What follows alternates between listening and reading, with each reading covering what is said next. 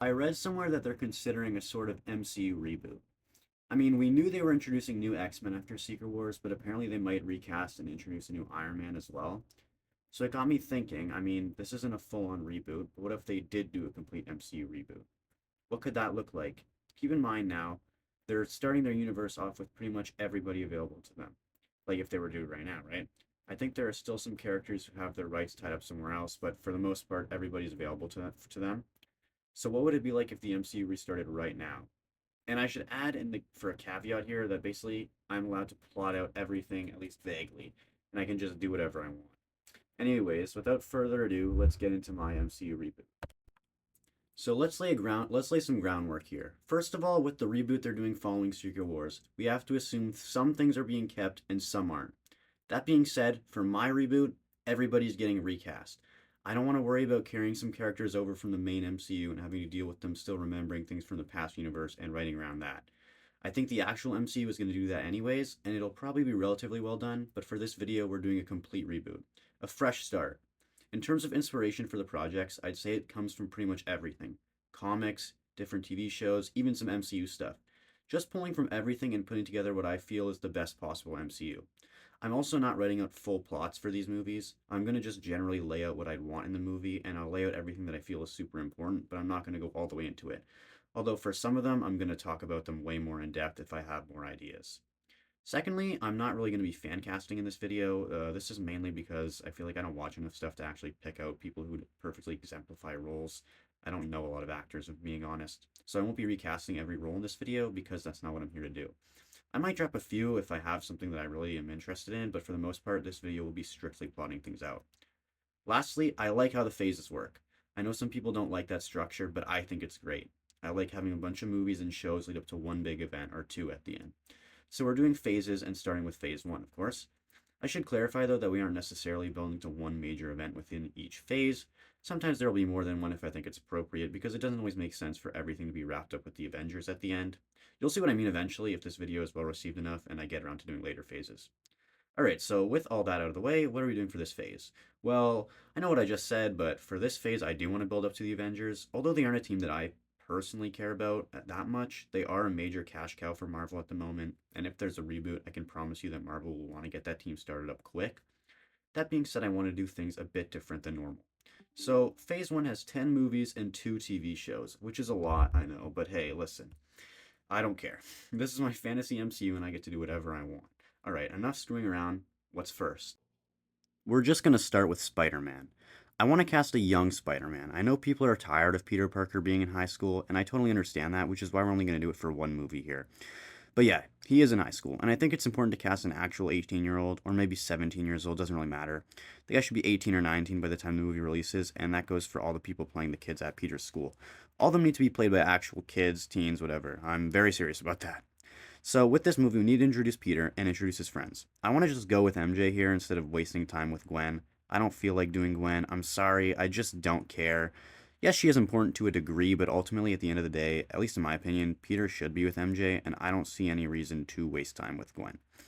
I don't know, I just don't really care. This is my video, and that means I can do whatever I want, so we're not doing Gwen. We'll have MJ be here, but in this movie, Peter's just meeting her for the first time. She's new to the school, and Peter's never met her before, and he immediately has a crush on her. I mean, this kid is down bad. Nothing's actually going to come of it in this movie, though. Peter is friends with Harry Osborn, and that's pretty much all he has for friends. Flash Thompson is around as well. I'm not entirely sure what to do with him here. I feel like the high school bully is a bit cliche, and I'm not really sure how it works in 2025 or 2020, whenever this movie would come out. In my high school experience, I don't really remember the nerdy kids, quote unquote, being beat up and shoved into lockers. And my high school experience wasn't very long ago, so I'd say my memory of it is pretty good. Just make Flash a douche. He should be big and physically imposing, but we don't need him kicking Peter's ass all the time. He should be a jerk, but not to the point that people think he's an irredeemable psychopath, because he and Peter are going to be friends later down the line. Spoilers, I guess. Liz Allen is also here. Harry has a crush on her. We can try to give her a bit to do. Maybe she's the first person who really makes MJ feel welcome, so those two kind of bond. As for Peter's origin, I think it's fine to go over it quickly at the beginning. You can open the movie maybe with Peter monologuing over the scenes of what happened to him. Bitten by a spider, trying to use his powers to make money, his uncle bites it, and he learns the lesson he needs to learn. We don't need to draw it out for a whole hour. I think everyone kind of already knows it, but I think we should at least touch on it briefly. I also want to establish in the flashback that Peter and Harry's duo was once a trio. They had a third friend named Cindy Moon, but she disappeared without a trace the day after Peter got bit by a spider. They looked for her for a while, but nobody ever found her, and most people just kind of accepted that she was dead or missing or something like that. Peter was bit by a spider around the beginning of the school year, we'll say in September, and the movie takes place at the end of Peter's senior year, so around May, because I'm pretty sure that's when the American school year ends. So, like I said, I don't want to go completely in depth with the plot, but I'm going to lay out the general plot. Some of the movies I talk about will have less details around the plot, some will have more. Just depends on how much I care about the character and what I'm talking about. So, for Spider Man, like I said, I want to start with a bit of an abridged origin story, and once that's done, just drop in on Peter in school. He's in class, some kind of science. My dumbass didn't take any science classes, so I don't really know anything about them. I don't know, maybe biology or something. So MJ is a new student, and the teacher awkwardly introduces her to everyone, makes her stand up in front of everyone, introduce herself, because it's her first class at a new school. Which, now that I think about it, it's kind of weird for her to start in May, but whatever. you know, plot. So she's made Peter's lab partner because his current partner is out sick for the day. Boom, they meet. She says her line, and then they get to talking. I don't think this would have been an especially long scene. Just establish who MJ is, or at least who she wants people to think she is. Super outgoing, bit flirty, party girl. Her and Peter get along, class ends, and we as an audience meet Harry for the first time. Should be obvious that these two are friends. The actors should have chemistry here. We can introduce Flash and then have him say something douchey. Liz tells Flash off, and Harry starts yapping to Peter about his crush on her for what we can only assume is the millionth time that week. So, they're in their last year of high school, which means prom is coming up, and so is grad. Now, Harry is desperate for a prom date, and he really wants it to be Liz, even though she has a boyfriend. Peter could care less about all that. He isn't even planning on going to prom. He tells Harry as much, and Harry is not very happy about it. So, Peter was bit in September, and it's May now, but he didn't spend all that time as Spider Man. I'd say he's been Spidey for what, like maybe 6, 7 months. He doesn't tell Harry about this, obviously, and eventually we get to the Daily Bugle where Peter works. It is a website, but they also still have a newspaper running. I don't want to do too much of the crackpot theorizing that they made Triple J into in the MCU, although I don't hate it. I like my Jonah to be an asshole who has a level of integrity. Anyways, at the Daily Bugle, we should meet some of Peter's coworkers. Betty Brant, who's a bit older than Peter, as well as Ned Leeds, who's also a bit older than Peter, and is working to become an actual reporter one day. Obviously, we meet Jonah here. Honestly, if you cast J.K. Simmons in the role again, I would not be bothered at all, but if you can recast, go ahead and do it. I don't care. Also meet Robbie Robertson, Jonah's more level-headed second in command, and we also meet Glory Grant and Ben Urich. Neither of whom was super important, at least not here. They're just here to flesh out the cast of the Bugle and make it feel more alive.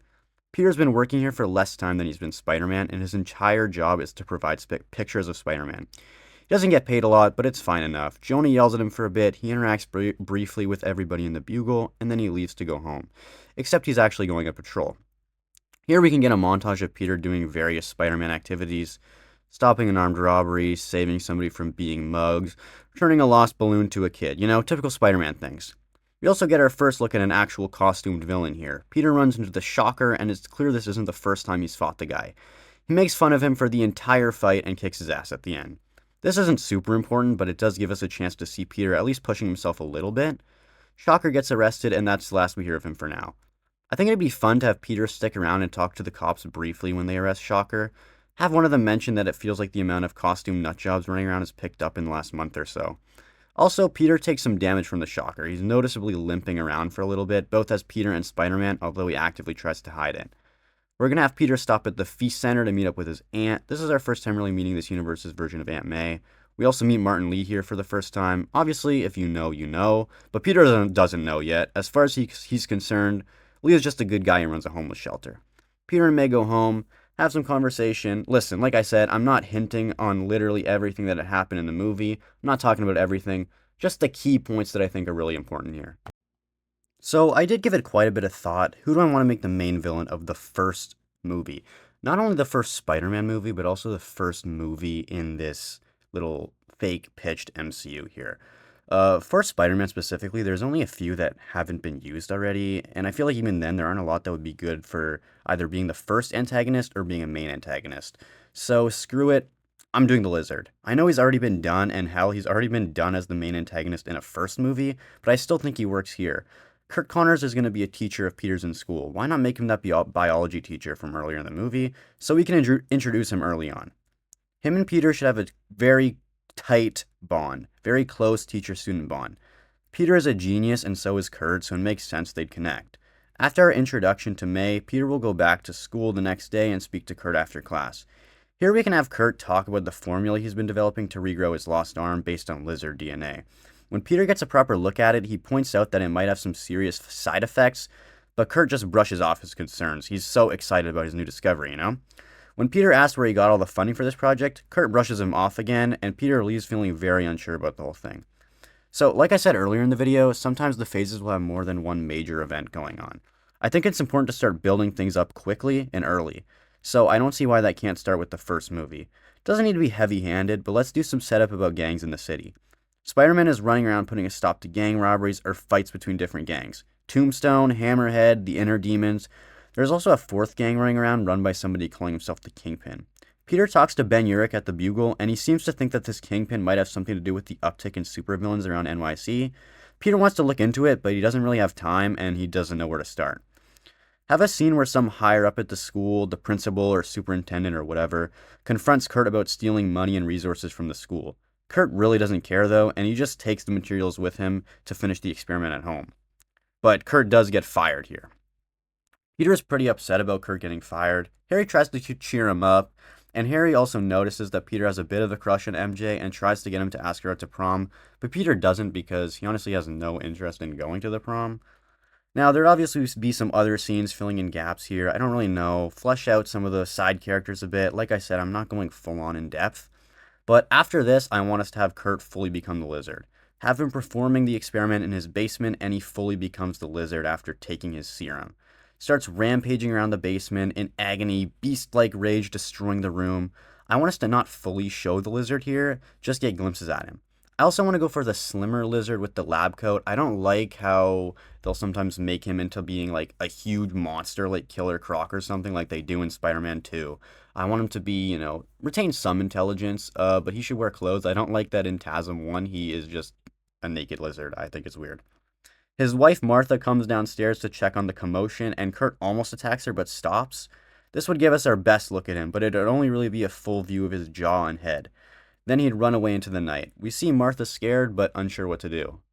So we get to the day of the prom at Peter's high school, and he doesn't have a date.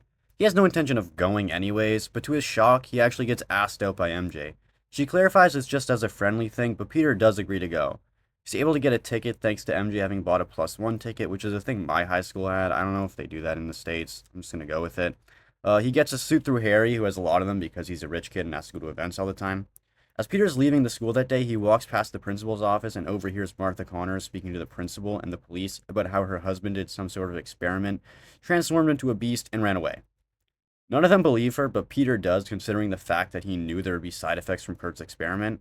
He figures he'll have enough time to investigate before the prom, which isn't until 8 p.m. School ends at 3, so he has 5 hours. He waits until Martha leaves the school, then follows her home as Spider-Man.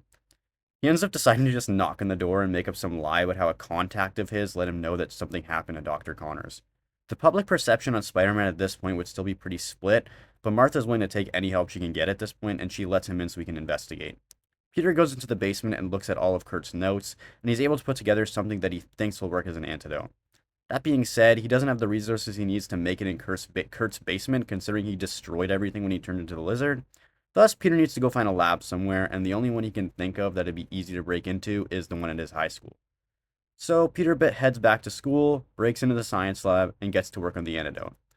But of course, things are never going to be that simple for Spider-Man, so someone walks in on him in the lab, and it ends up being MJ. She had detention or something, so she was running late, and she saw him coming into the building.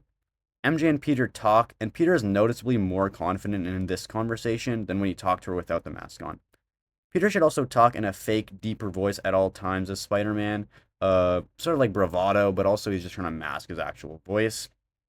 So anyways, they can maybe flirt a little bit, and Peter explains what he's doing, but says he's stuck on something. MJ should mention that it's impressive that he's able to do all that science, and that she knows a guy named Peter, who's really good at science, completely unaware of the fact, obviously, that Peter Parker is Spider-Man. Nothing too crazy, just talking about how he's really smart and he'd probably be able to help Spider-Man out. Peter's a bit awkward here, talking about how that Peter fellow is probably a great guy. MJ promises not to say anything about Spider-Man being there, and then she leaves. Peter finally gets the antidote done properly, and then he leaves as well.